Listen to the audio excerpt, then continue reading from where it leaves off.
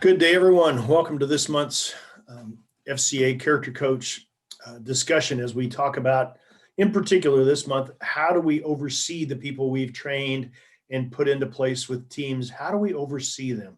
What's the best way to get reporting from them, to encourage them, hear back from, how do we do all that stuff?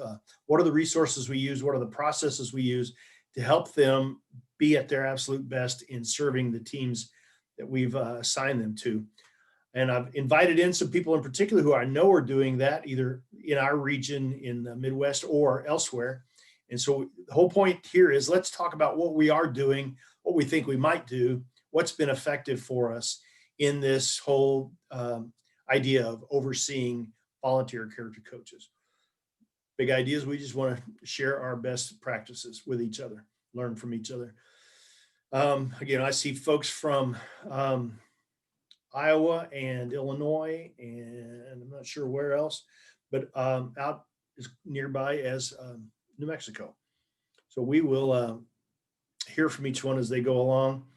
Sarah Hurst in Champaign-Urbana, Illinois with Illini FCA. Would you please pray to kick things off, ma'am? Yep, you got it. Lord, thank you just for a new day, for new mercies, for a chance to connect from wherever we are to try to sharpen each other. And I pray that that's what would happen today, that you would guide our words and our just our interactions and help us to come away better and ready to better serve and support the people that are serving and supporting so many coaches and athletes. And we pray that it would all just lead to more people coming to know you, Jesus. In your name we pray. Amen. Amen. Thanks so much. One of the people that I invited in today who has some experience in doing this also has a perspective that's outside our own region and may be a real help to us in seeing this is Marla Butterworth, because of her experience with especially Atlanta Collegiate FCA and some of the things they've been doing. They're a bit ahead of us on the curve in terms of this process, but I know, Marla, you have limited time today, so how about we push you all the way to the front of this meeting and we hear from you as to what you've seen be the most effective and the best both processes and resources for oversight of volunteer team chaplains or character coaches. Yeah, I figured the easiest way when you prompted me on that would actually be to share my screen and show you, if that's cool. Let me make sure that's, yeah, you should be able to share. Okay, I'm going to start with this one. So this is a document we put together for our campus directors. So forgive me that I'll speak from more of a collegiate perspective. That's fine. I'll try to draw connections, or you guys can draw it yourself. But we want to have a lot of volunteers, which sometimes could feel like herding cats. Just for a little frame of reference as well, for us, the Atlanta Metro director said he wanted a character coach on every college team. And so he said, well, what do you, when you say this, what do you mean by that? So frame of reference too, he's kind of expanded the definition of character coach from being solely a working with a team, doing pregame chapel, like that kind of traditional thing, to spread it to two other ways it could look. One is doing a huddle, which could be a team huddle, it could be a multi-sport huddle, it could be anything that is more than one person, basically. And then also there's some that just straight up want to disciple one-on-one. Mm-hmm. So when we trained our character coaches, we gave them all three options. What do you have the most time for? What do you have the most affinity for? And then tried to put them on the campus where it makes the most sense. So we held a one-day, half-day training session type thing where we helped them understand, used Roger's stuff as the framework, be seen, be known, be heard. And then we added a fourth one that kind of fits into the E3 mindset as far as multiplying yourself. But this is brand new this year where we've started rolling this out. So we had to create a roadmap for our campus directors so that all of us were on the same page. So you can read, I'm not going to read to you, but basically the recruiting process, We want all of our campus directors to be a part of recruiting people all the time. And then making sure the individual that wants to be a character coach understands time commitment. So there's truth in advertising. And then, I'm sorry, I can pause after each of these, Roger, if you want me to go further. Okay, that's good. Let's just stop section by section and just ask any questions so far. If you do, jump right in. I do have a question, Marla. This Shoot. looks awesome. Can you tell me a little bit of, so how many college campuses are you overseeing, or how many character coaches do you have? And secondly, are they all, what range of hours committed do you have? I'm sure you have a range of different commitments, but can you speak up about that, please? Sure, yeah. In the Atlanta metro area, there's a lot more colleges than we have action occurring on right now. Let's see, 1, 6, 7. We have 7 very active campuses with several others with just touch points. In terms of character coaches that just went through the training, we had 15 go through. So this is first semester where we're trying to roll it out, of course, in the middle of COVID. So I don't fully know how to answer your question completely. It's kind of what can we do? I did get to speak with one of the staff people last night to hear her take on this. And she just spoke of a particular character coach that wanted to do one-on-one. That's discipling 2 different softball players, meeting with them weekly via Zoom. That's what it's looking like right now. So what would it look like in a non-COVID environment? We'll see. That's the best answer I can give you at your second question in terms of time commitment. Mm-hmm. Right. Mostly you're working with teams, they're limiting that to our staff people who've made it into the bubble, and not even all of our staff people have. Right. And up front, you're telling them 3 to 10 hours. I always talk 3 to 12, but that's a good range, don't you think? Yeah, if they're going to work with a team. Yeah. A lot of them don't really have that much time, and they have more of an affinity towards doing one-on-one or small group discipleship anyway, which would be the 1 to 3 hours a week. I'd say that's the amount of time that this individual that was cited is doing. Good. Yep. Other questions before she presses on with the next section? Thank you. Cool. And then we want them to apply. So we want to make sure, we want to take them through the MLA process and then actually interview them because we want to make sure that these people can articulate, are they actually Christians? You know, can they clearly articulate that the gospel and their testimony? Can they do it in a non-Christianese kind of way? And just understand their sporting background. They don't have to actually be a college athlete, former college athlete themselves, although that's honestly who we're recruiting from. We're recruiting from grads who have gone through FCA on our campuses. But at least they understand collegiate athletics, the nuances, the culture, the climate, because they need to honor that. So that's part of our application and vetting process. That's much the same process we've been talking about here in our region in terms of orientation, about a 1 hour. Here's what this is about. And then the MLA process on the back end of that. Yep. Good. Other questions about the application or that? Luis, was your hand up? So, yeah. Sorry, I'm gonna have a lot of questions. Please, that's good. That's okay. So you said you had 15 people go through the training. How Yes, many sir. total do you have? And would you be able to identify like 80% of your volunteers? Who are they? Like youth pastors, just somebody in the, I mean, you said alumni from FCA, but is there any other characteristics that put them all in one category? That's a great question. Yeah, I'd say the biggest characteristic is the alumni piece. Honestly, I'd say probably 80%. That's a good number. Are alumni of some sort, but they're working in a variety of career fields. So I couldn't tell you, you know, a demographic there. We do have a couple pastors, youth pastors types that have an affinity for FCA, but that'd probably be like, I don't know, 15, 20% maybe, just a couple. Good. Again, you're in Atlanta. It's a metropolitan area, so there's a Right. pretty wide range of locales as well as a whole bunch of people from which to draw. Yeah, and I mean, and we're just kicking it off. And so the easiest people to recruit from are people who know what we do already. Yep. We can basically be like, hey, we want you to be able to do what we did, but like low key volunteer status. Mhm. In one sentence, they understand. So that's why.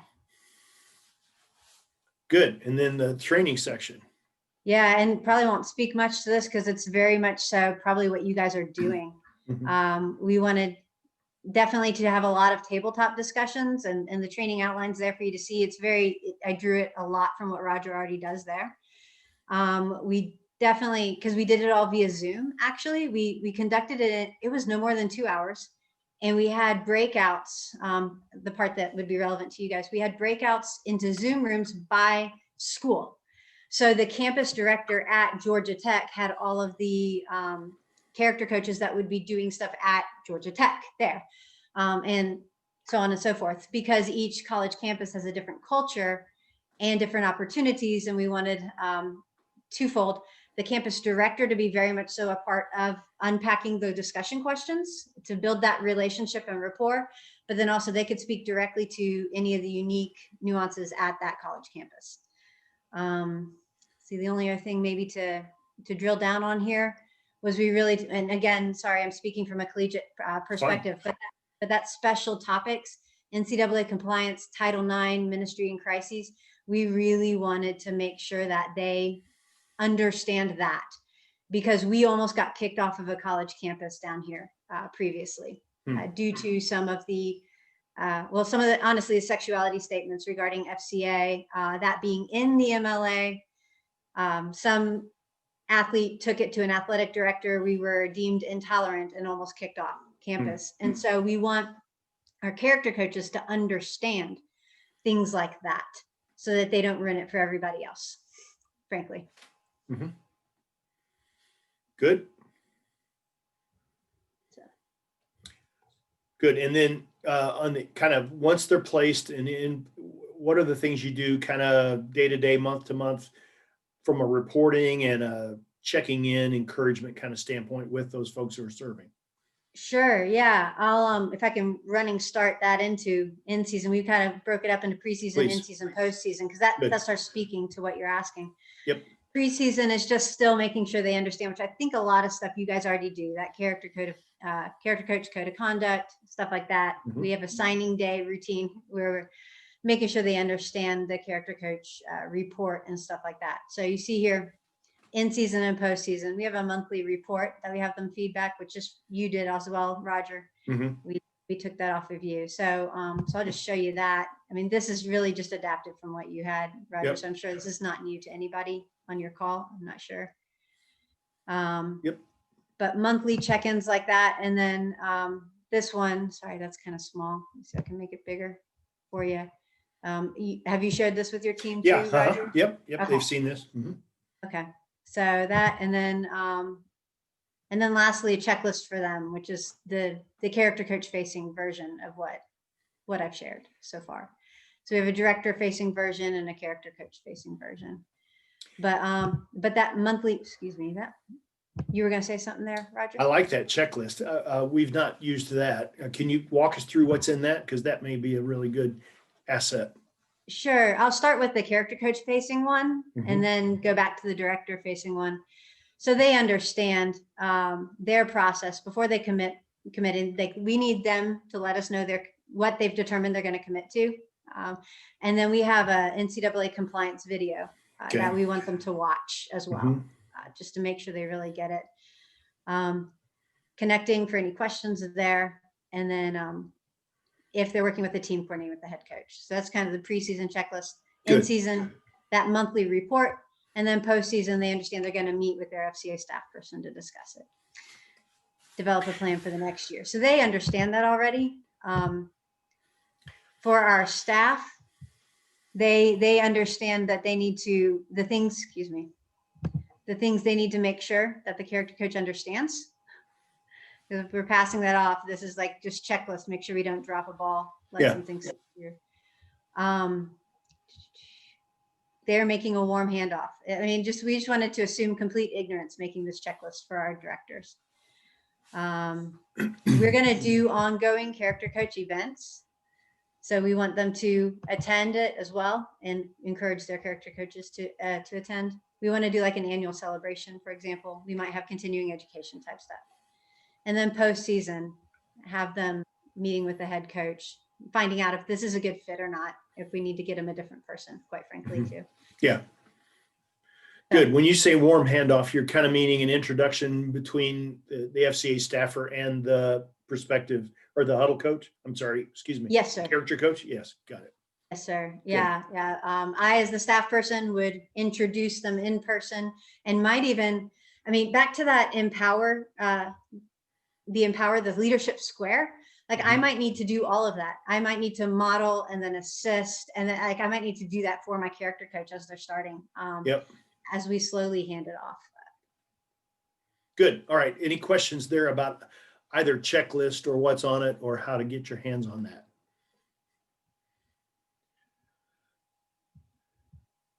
Marla, is that something you guys can share, your checklists, to where I could turn around and hand that off to them?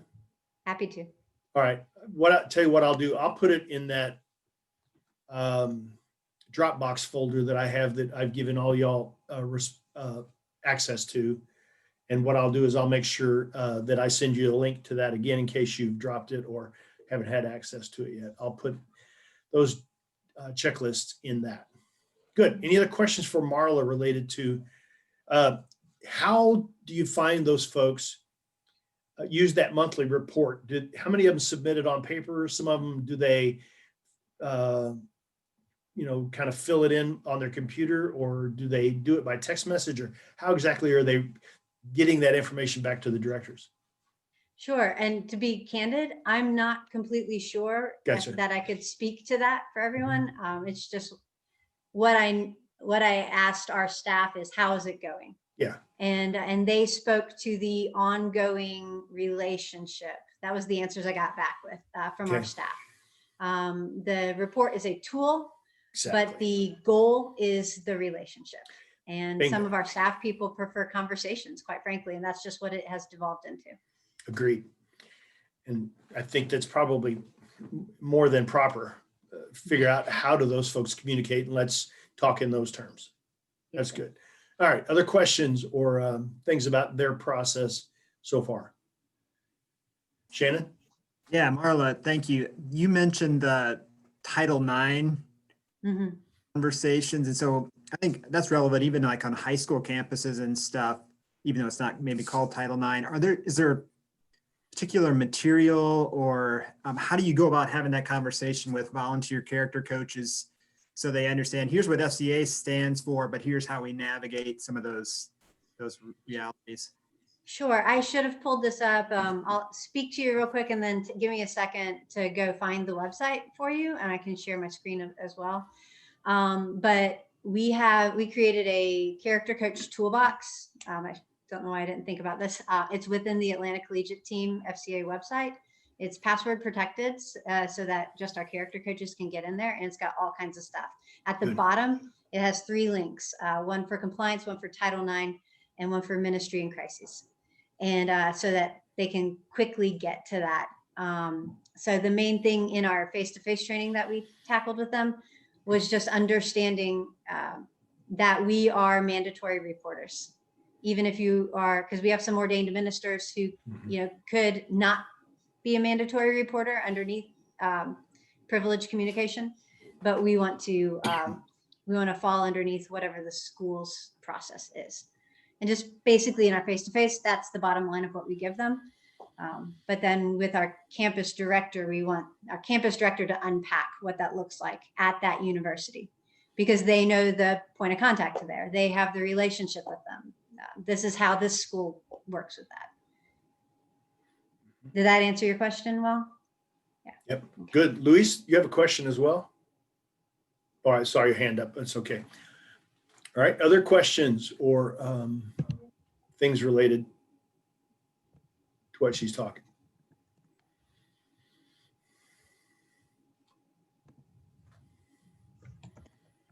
Good. When you say mandatory reporter, just to make sure I don't gloss over that,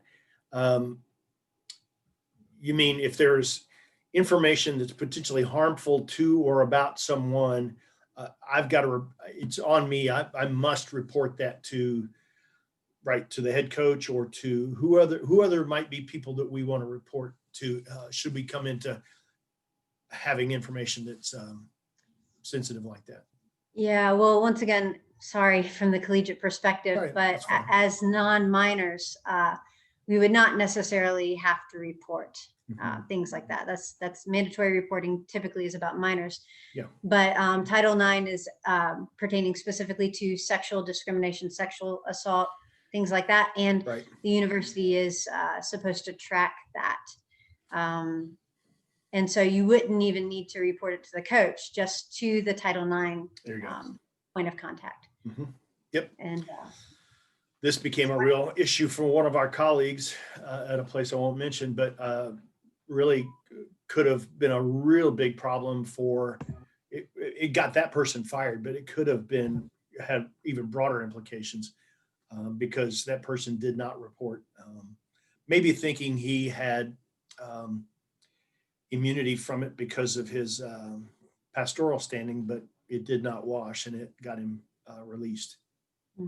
and that ruling has been changing a little bit recently. So that's why Okay. we want to connect them with the universities, with the campus director there, Good. because the campus director should have a relationship with the Title IX coordinator, and we'll know what that university expects. Exactly. In all cases, we are guests and we serve at the pleasure of those who really, they paint the boundaries and we have to play within them, whether that be the coach or the athletic administration or the university on a broader scale or the high school or the middle school, wherever. They're the ones who determine what is proper, what are the boundaries, and we just have to be faithful to play in them properly. Yep. Yeah, and then the second side of that is how do you help the kid? My goodness, Exactly. And so so that would be one of our follow-on like continuing education type things. Good. Yep. This is in your toolbox on your website. Yes, sir. So I'll just scroll through it real quick so you see what's in it. But we want the sharing your faith. Of course, the 4, we have a worksheet for helping you share your testimony. E3 playbook, 2 little videos that I've had colleagues do for training that we do for our collegiate staff. So these are Wonderful. just little videos from that are quick dives for our character coaches. Of course, the core there with Foundations of Faith. This is pointing at FCA resources. And DBS you're familiar with already, and FCA gear. These 2 you might not be familiar with. Athletes in Action has tons of discipleship resources. And then this is we have an internship here that we do with college athletes. And so that's where you can find the 8-week biblical overview. We partner, all of our collegiate staff are now trained Habitudes facilitators. From Growing Leaders. And so we have a link coming, hopefully. We can help equip them with that curriculum. And then Chapel Team Talks. This is honestly, I think this is yours, Roger, mostly. We put out, so thank you for being so generous with us. And then if they just want to know more about serving sports people. So Good. But this is what I was talking about. Here we go. How they felt their MLA, the code of conduct. This is a document we coach them to form for their coaches. What can a character coach do for me? I think you guys have seen it. We had created that and shared it. And then the monthly report. And then here you go, special topics. NCAA compliance. Chauncey, our colleague out at TCU, interviewed the compliance guy there. That's awesome. And then here, the 3 links, Title IX. I'll open these so you can see where they go. But we've got, this is specifically NCAA's Title IX website. This is a video I did. We'll probably be changing it. Oh, sorry. I did, but we'll have somebody else doing one probably. We'll update it. And then, sorry, the FCA YouTube. Excellent. So that's what we've got here for them. Very good. And again, this is something you give access to your volunteer character coaches. They have access to this by password. Once they go through training, yes, sir. Exactly. Good. All right. Other questions?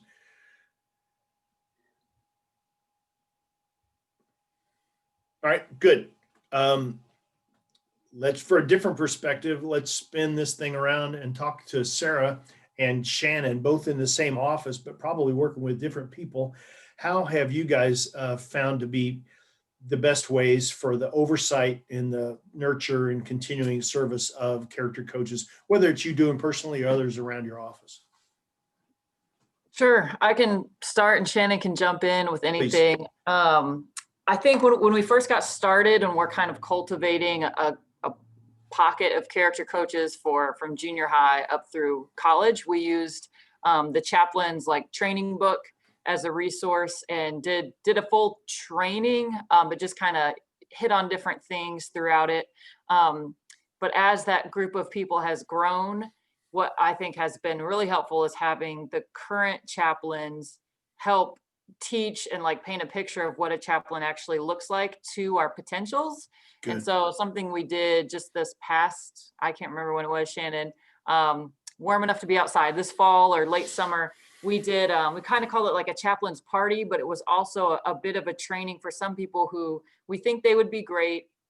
We don't have a team for them yet, but we wanted to get them in the mix. And so we had a lunch for them. And we had kind of a structured day, and I've been looking for the document, maybe you know where it is, Shannon, of some questions for them to discuss at tables. And we tried to put, Great. a veteran or a handful of veterans and newbies at each table. So we kind of introduced the idea of a chaplain, and we did an interview with a couple who had been serving in different places of what does it look like? Where are you serving? When? What are you talking about? All those kinds of things. But then we gave them plenty of time in their tables with the sheets to walk through, to talk about what has it looked like for them, because some people think being a chaplain sounds cool, but they have no idea what to eat, how to frame it in their mind. And so then they just got to hear from people who were serving a middle school, a high school, or a college, and ask them questions. And it was just very interactive.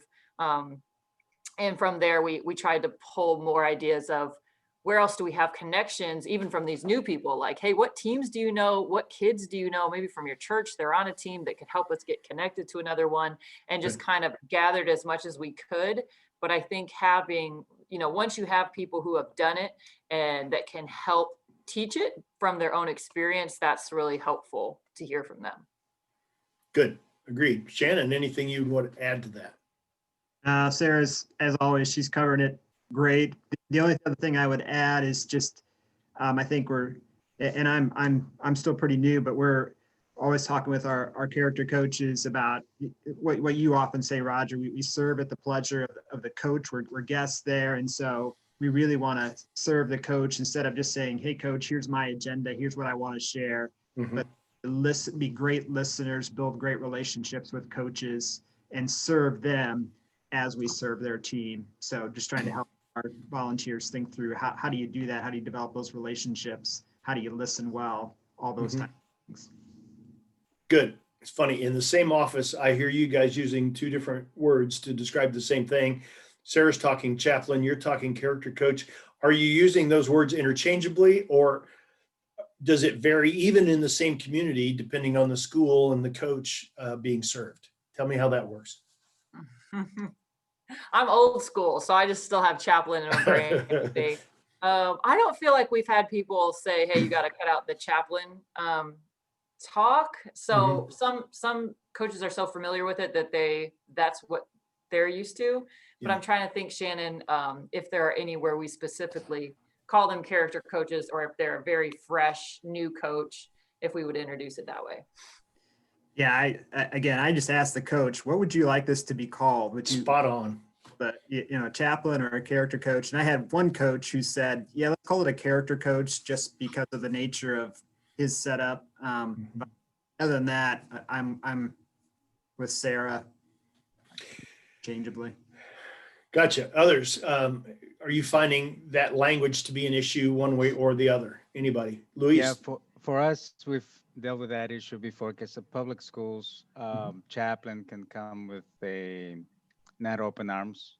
So we've transitioned from chaplain to character coaches, but in the college arena, we're fine with chaplains. But for office and area, we just go with character coaches, because really at least for us, we don't do as much training, as much support for them to be, because when I think about chaplains, yeah, so that's a, Yeah. Sure. In your case, most of the guys that I met with that you're leading, they're pastors already, correct?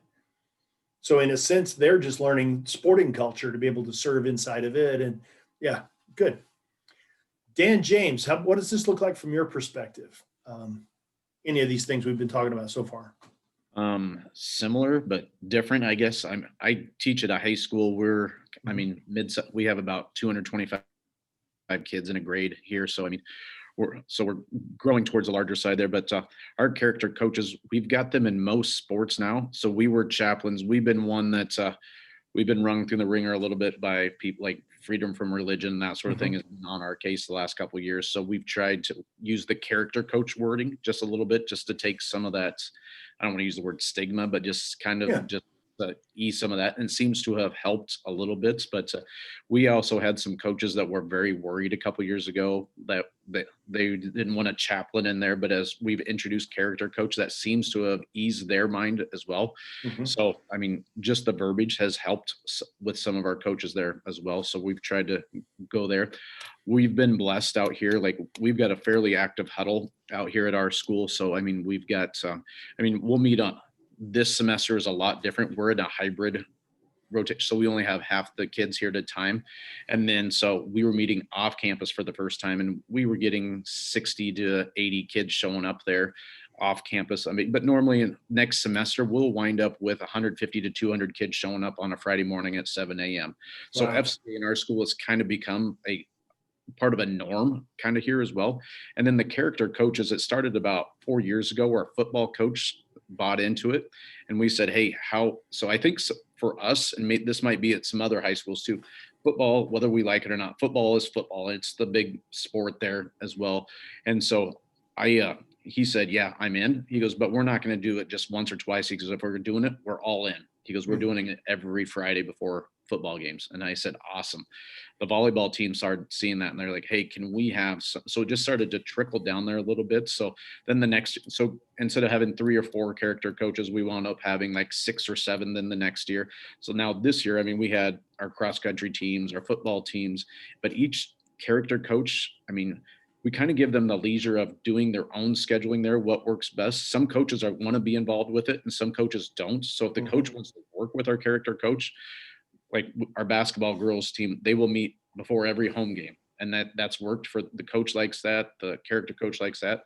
With the boys basketball, they go like once every 2 weeks. So they'll get in 2 or 3 meetings a month, and that seems to work for them. So we've kind of left it up to those teams there as well. So I don't know if it's good or bad. Like, our girls basketball, I checked in with them like, hey, we should probably get our character coaches going. And they said, we've already got it. We've talked to Christine. We're meeting next week.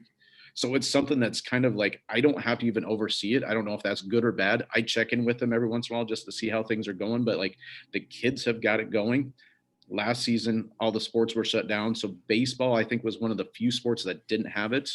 Our character coach for them last year, but the boys didn't get things arranged. So I've told our principal or our superintendent that everything that we're doing is student led.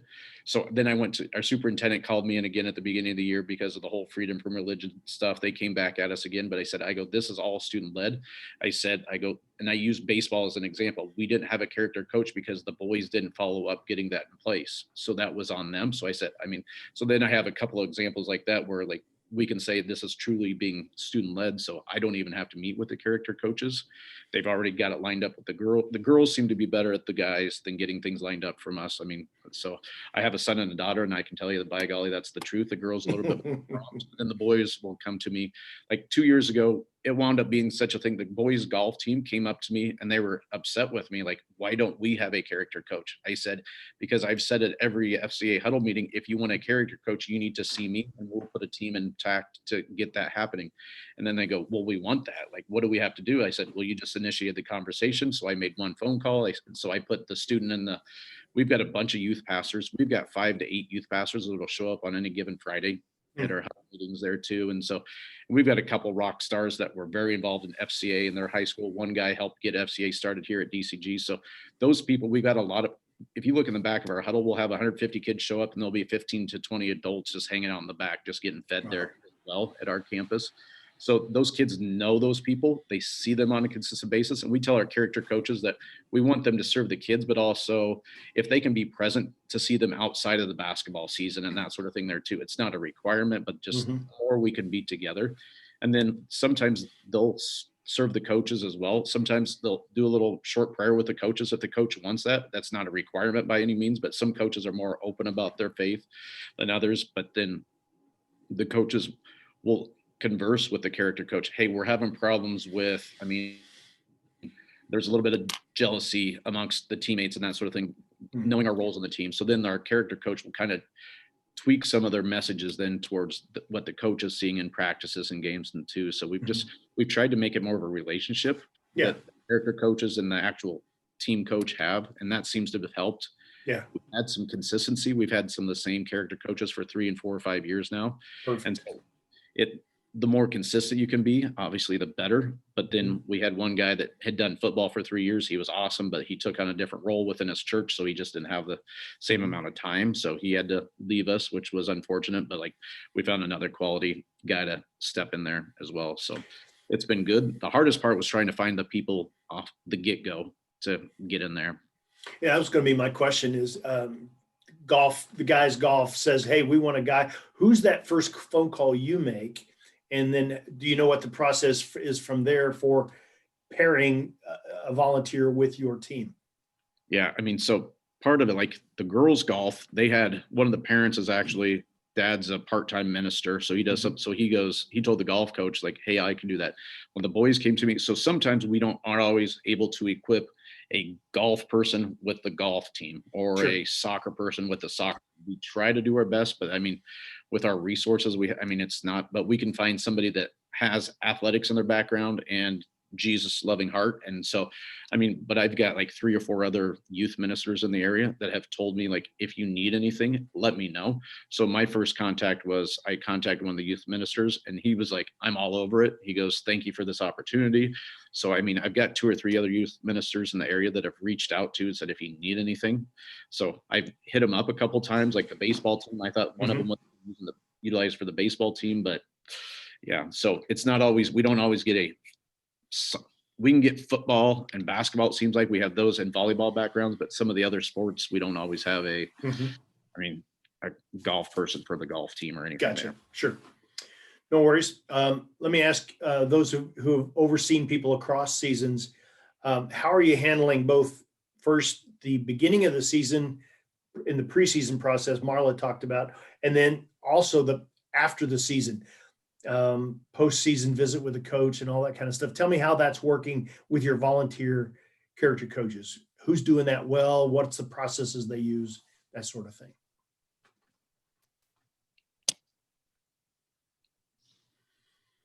Sarah, what have you seen? Sorry, could you say that one more time, please? Yep, related to both preseason. How do you help those folks engage right on the front end of their season? But then postseason, season's over. How have you had your folks? How have you seen them be effective in meeting with the coach, doing a postseason meeting, that kind of thing? How's that really worked? In fact, right. I guess it depends if there's if it's a very fresh relationship, kind of like Marla said, like to help make it a warm intro to the preseason, if there's a way we can kind of walk into it with the chaplain and connect them to the coach and ask what they're looking for and things like that. But honestly, I'm trying to think of some different chaplains. They have become so close with the coach, or maybe it's because they were already close with that coach and therefore that brought the chaplain opportunity, that it was like so organic. That happened with this woman who was meeting one-on-one to disciple a swimming coach. And eventually the coach was like, could you be our chaplain? And so there wasn't like, we had no part of that. Like we didn't need to help at all. We gave her like an FCA t-shirt and a gift card to buy snacks and they were good. So I think there is more that we and I could do to make it like, hey, here's a very official structure. We talk about that in our trainings, like, hey, let's ask the coaches before you head in, what's your focus? What do you want this to look like? What do you want my interaction to look like? And then postseason to follow up. But we don't like handhold them through that too much. Understood.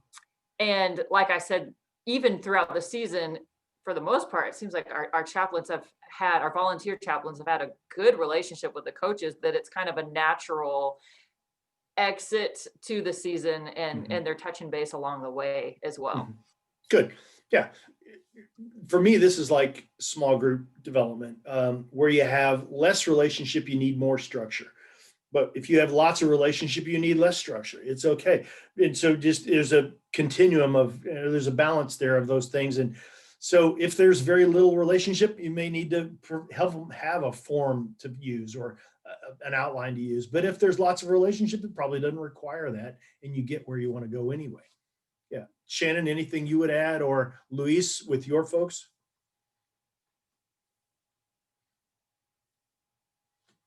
The only thing I would say is, especially in the beginning, just the first time, I mean, I'm kind of new.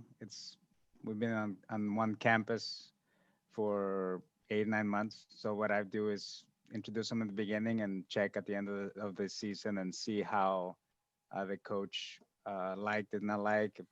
Like in one instance, I had a pastor that went over what the coach wanted, and the coach didn't feel comfortable saying anything. So just checking in with coaches at the end too. Smart.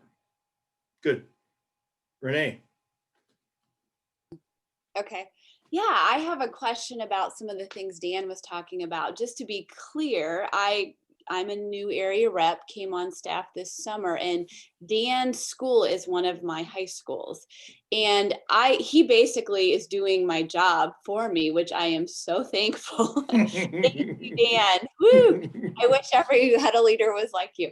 Anyway, so like, how should I be involved in what he's doing? Because that's always been a question in my mind. I would say, Dan, what do you need? How can I help you? If it means stay out of the way, then that may be it. But otherwise, it may be, can I provide resources of that thing? What do you think you need, Dan? What could she do to help you do what you do better?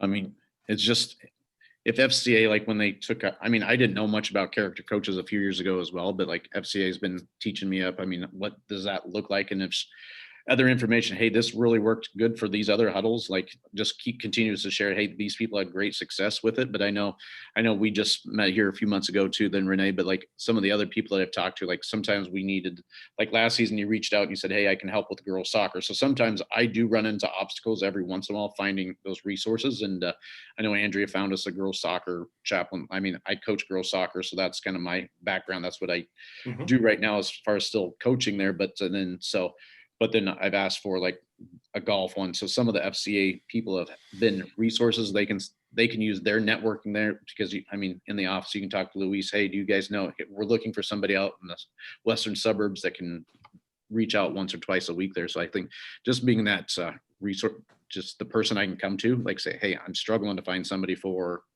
track and field. Can you help me find somebody to have a message for them or be a character coach there? If we had a training once or twice a year, then you would be willing to send your character coaches to our training, right, Dan? Is that kind of a... Yes.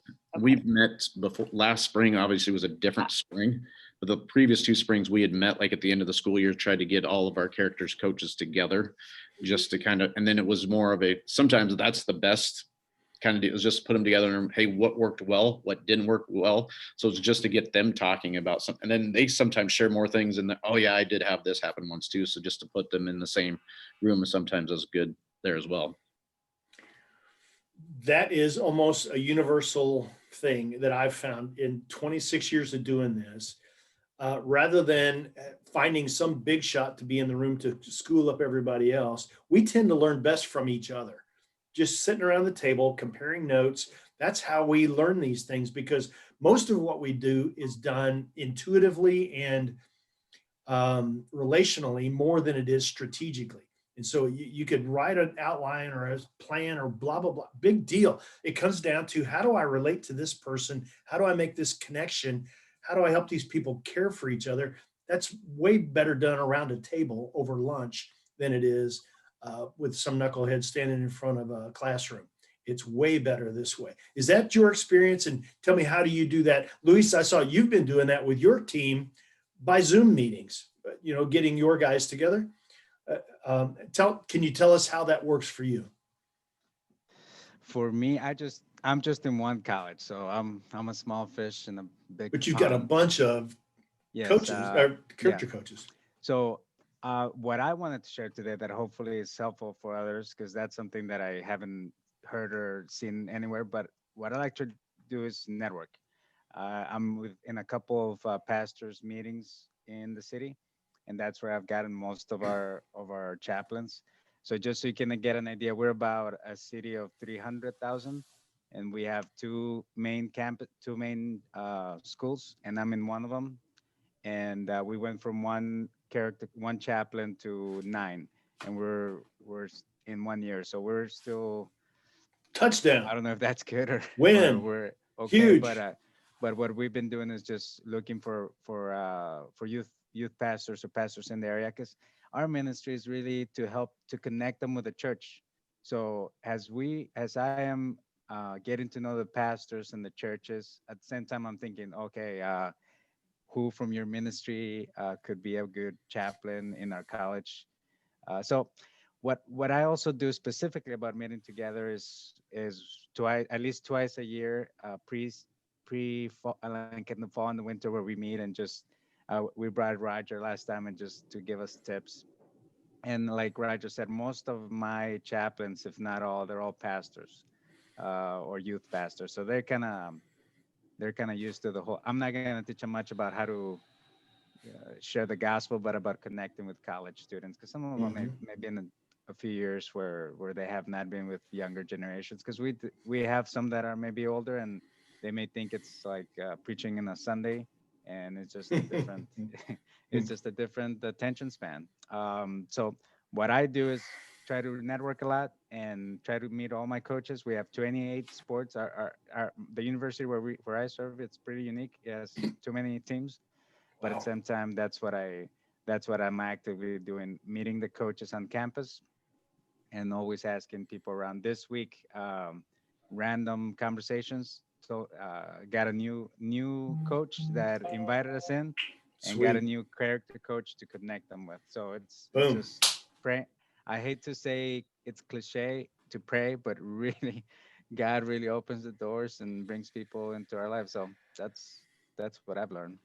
That's fantastic. That's better than random. That's providential. That's the Lord going before you and connecting you. That's brilliant. Good. Other thoughts, questions related to that whole process?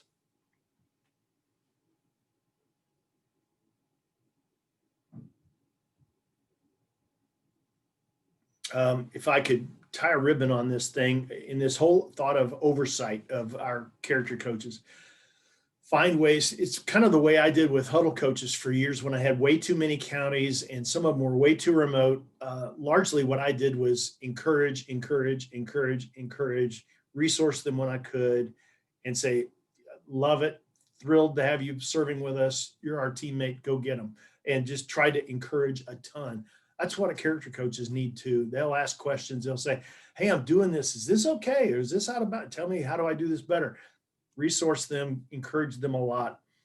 And then think strategically about preseason, helping them be able to start well, postseason, help them finish well. If they're short on relationship, the opposite of what Sarah was talking about, if they're short on that, help them, okay, make sure you go see the coach and sit down and ask questions. And coach, what would you like more of? What would you like less of?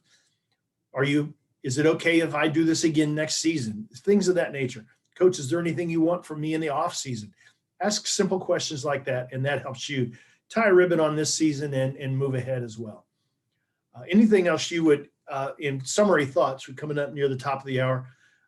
Any final thoughts you guys would like to add related to the oversight of volunteer character coaches?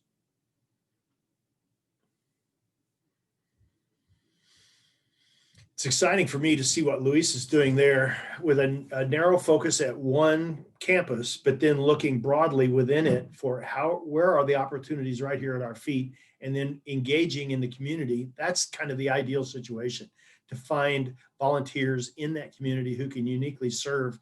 That's brilliant. And same way with Dan in that high school, and be able to look, how do we permeate all of what's going on here with people like this who serve well? Again, it's a short number of hours per week, but they can have a tremendous impact in this little space of time. We get to be the ones who facilitate that process. That's pretty good. That's pretty unique. And I think it's one of the ways in FCA, in the whole engage, equip, empower point, we can make this empowerment situation just blow stuff up in a great way that really compounds the effectiveness of our ministry by working well with volunteers. Any final thoughts? If not, I'm going to ask Matt Schulte. Please go ahead. I do have a question, Roger. Por favor. For another time, maybe an idea is that even in our own ministry, we see character coaches that have different influence in the team, or different year-round activities that they do for each team. We have like a superstar chaplain, and we have others that are learning. So maybe something that I would love to hear is, hey, what are some tips, some best practices of a chaplain in a team where he has, like, I don't know, like a retreat for the coaches, a retreat, like a marriage retreat for the coaches, or for the preseason training, whatever it is. I think I'll love to hear how we can better support our chaplains, because we can say, hey, this is the beginning of where you're at, and in a year or 2 years or 3 years, we're always looking of how we can better engage the team, how we can better serve, and we can give them ideas. Because a lot of times the coach doesn't have ideas of how we can serve them. But I think it's my job, one of my jobs, to be clear to my chaplains and say, hey, this is where we would love to go if everything allows it to be come Good. that way. Yeah. How do you expand the depth of your ministry, maybe in terms of those other opportunities? Brilliant. That's a great question. We will explore that. That's good.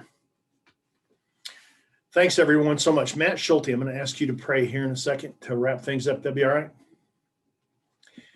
right. Again, thanks so much. I will make this recording available here shortly. I've got to go say thank you to a big-time major donor and watch a basketball practice and shoot some videos with the head football coach and do some other things, but I will have this up and available for other folks to watch via YouTube. Thanks, Matt. I appreciate you praying. All right, let's pray.